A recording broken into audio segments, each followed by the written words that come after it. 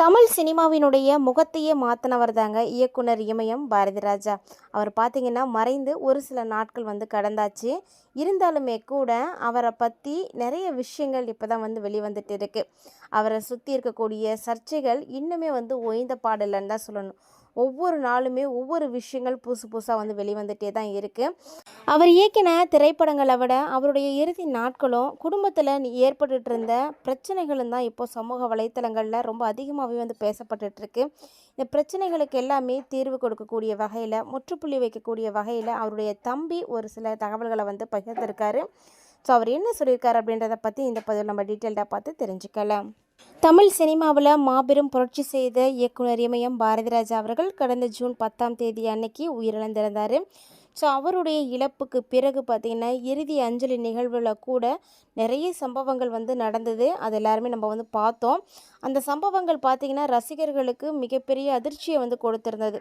பல வருஷமாக பாரதிராஜாவுடைய நெருங்கிய நண்பராக இருந்த கங்கை அமரன் அவருடைய மனைவியை பார்த்ததுமே உணர்ச்சி வசப்பட்டு அதே இடத்துல கத்தி ஆவேசப்பட்டிருக்காரு. ஸோ அதாவது அவர் என்ன பேசியிருந்தார் அப்போது அப்படின்னா, எல்லாருமே விட்டுட்டு போயிட்டீங்களே, அனாதையாக விட்டுட்டீங்களே அப்படின்னு அவர் கூறின அந்த விஷயம் பார்த்திங்கன்னா இணையதளத்தில் காட்டு தீ மாதிரி பரவணுச்சு. ஸோ அப்போ பார்த்திங்கன்னா அந்த ஒரு வீடியோவை நிறைய பேர் பார்த்தாங்க.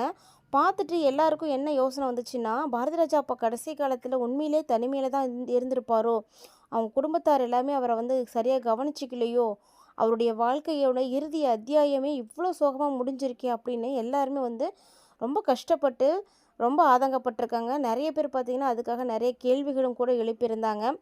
ஸோ இந்த மாதிரி நிலையில் அவருடைய மறைவுக்கு முக்கியமான காரணம் என்ன அப்படின்னு பார்க்கும்பொழுது அவருடைய மகன் மனோஜோட மறைவு தான். ஸோ அந்த ஒரு மறைவு தான் அவரை மிகப்பெரிய அளவில் தாக்கியது அப்படின்ற மாதிரி நிறைய பேர் சொல்லிகிட்டு இருந்தாங்க. ஸோ அதில் பாதிப்படைந்தவர் தான் இன்னுமே மீளவே இல்லை அப்படின்ற மாதிரி அவருக்கு நெருக்கமானவங்க நிறைய பேர் சொல்லிகிட்டு இருக்காங்க.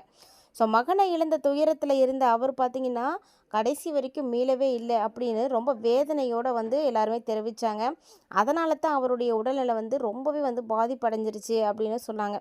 இதுக்கிடையில் பார்த்திங்கன்னா இது மட்டும் இல்லாமல் இதோடு சேர்த்து அவருக்கு குடும்ப உறவுகள், சொத்து விவரங்கள், மருமகள் நந்தனா, மகள் ஜனனி இது மாதிரி தொடர்பான பேச்சுக்களும் பார்த்திங்கன்னா நிறைய விஷயங்கள் சமூக வலைத்தளங்களில் பரவிட்டு இருக்குது.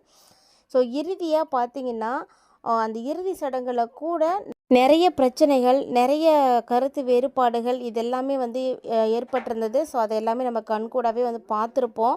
இந்த விஷயங்கள் தான் எல்லாரையுமே குழப்பமடைய வச்சுருக்குன்னு சொல்லணும்.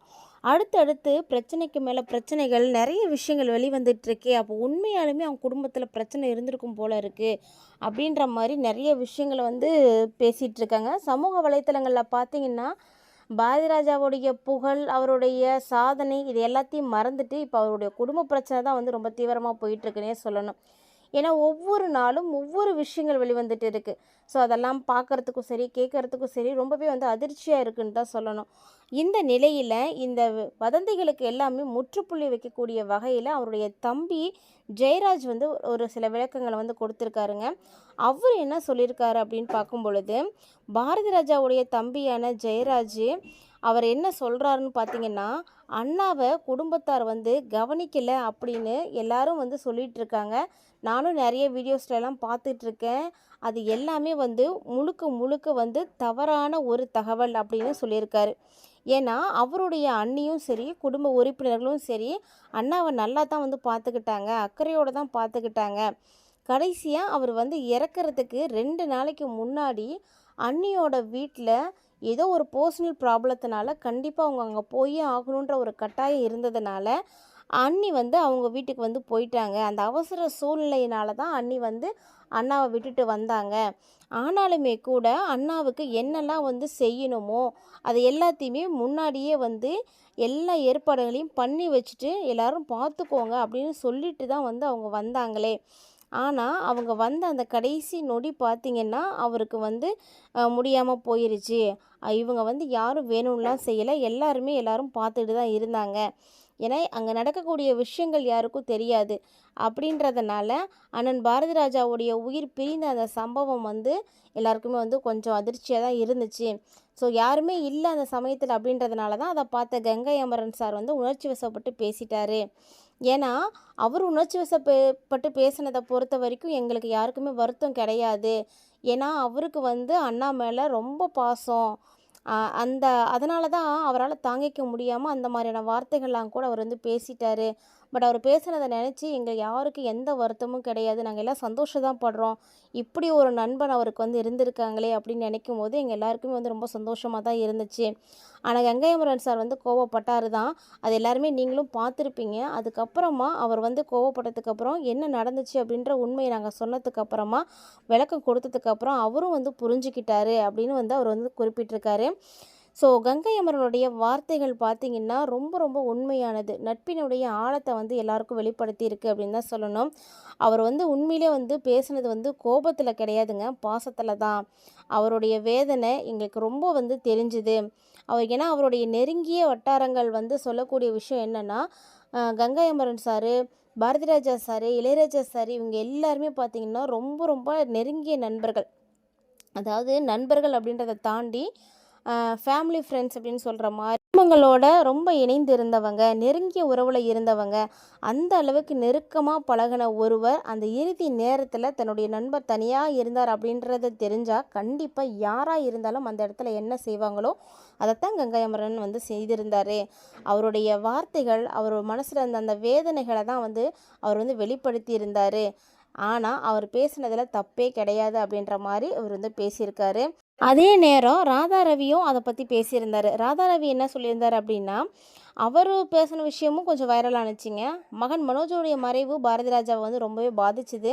ஒரு சில குடும்ப பிரச்சனைகளும் சேர்ந்தே இருந்ததுனால அவர் மனசளவில் வந்து உடஞ்சி போயிட்டாரு. ராதா ரவியினுடைய இந்த கருத்துக்களும் இப்போ சமூக வலைதளங்களில் பார்த்தீங்கன்னா ரொம்ப வைரல் ஆகிட்டுருக்கு. ஏன்னா இறுதி சடங்கில் நடந்ததாக சொல்லக்கூடிய சம்பவங்கள், பேசப்படக்கூடிய சம்பவங்கள் இது எல்லாமே பார்த்தீங்கன்னா அவருடைய பேட்டியிலும் வந்து இருந்தது. ஸோ அவருக்கும் நிறைய கேள்விகள் வந்து எழுப்பியிருக்கு. பாரதி ராஜாவை விட இப்போ அவருடைய குடும்பம் தான் வந்து பேசு பொருளாகவே இருக்குது அப்படின்னு சொல்லணும். தமிழ் சினிமாவுக்காக நிறைய சகாப்தங்களை வந்து செய்தவர் தான் பாரதி ராஜா. 16 வயதினிலேயே முதல் மரியாதை, கருத்தம்மா, அலைகள் ஓய்வதில்லை இப்படி காலத்தால் அழியாத படைப்புகளை கொடுத்த பாரதி ராஜா இன்னைக்கு நம்மளோட இல்லைங்க. ஆனாலுமே அவர் வந்து மறைந்துட்டாரு அப்படின்ற பிறகுமே கூட அவருடைய பெயர் தொடர்ந்து செய்திகளில் வந்து இடம் பெற்றுட்ருக்கு. ஸோ அதாவது துரதிருஷ்டவசமாக அவருடைய பேர் எப்படி இடம்பெறுது அப்படின்னு பாருங்களேன். சாதனைகள் காரணமாக வந்து அவருடைய பேர் பேசப்படலைங்க. அவரோட குடும்பத்தை சுற்றி நடக்கக்கூடிய சர்ச்சைகள் காரணமாக அவருடைய பேர் வந்து இப்போ வந்து பரவிட்டு இருக்குது. ஸோ தமிழ் சினிமாவுக்காக ஒரு புதிய மொழியை கற்றுக் கொடுத்த மனுஷனை அவருடைய படைப்புகளுக்காக நினைவு கொண்டு வாங்க. அவரோட சுற்றி இருக்கக்கூடிய பிரச்சனைகளுக்காக, சர்ச்சைகளுக்காக தலைப்பு செய்திகளாக ஆக்காதீங்க அப்படின்ற மாதிரி வருத்தம் தெரிவித்து அவர் வந்து பேசியிருந்தார். ஸோ நீங்கள் இதை பற்றி என்ன நினைக்கிறீங்க அப்படின்றத மறக்காமல் வந்து கமெண்ட் பண்ணுங்கள். பாரதி ராஜாவினுடைய வாழ்க்கை ஒரு சாதனை வரலாறு அப்படின்றத யாரெல்லாம் ஒத்துக்கிறீங்களோ மறக்காமல் வீடியோக்கு ஒரு லைக் பண்ணிக்கோங்க. தொடர்ந்து இந்த மாதிரியான அப்டேட்ஸ் எல்லாம் பார்க்குறதுக்கு நம்ம சேனலை சப்ஸ்கிரைப் பண்ணிவிட்டு ஃபாலோ பண்ணிக்கோங்க.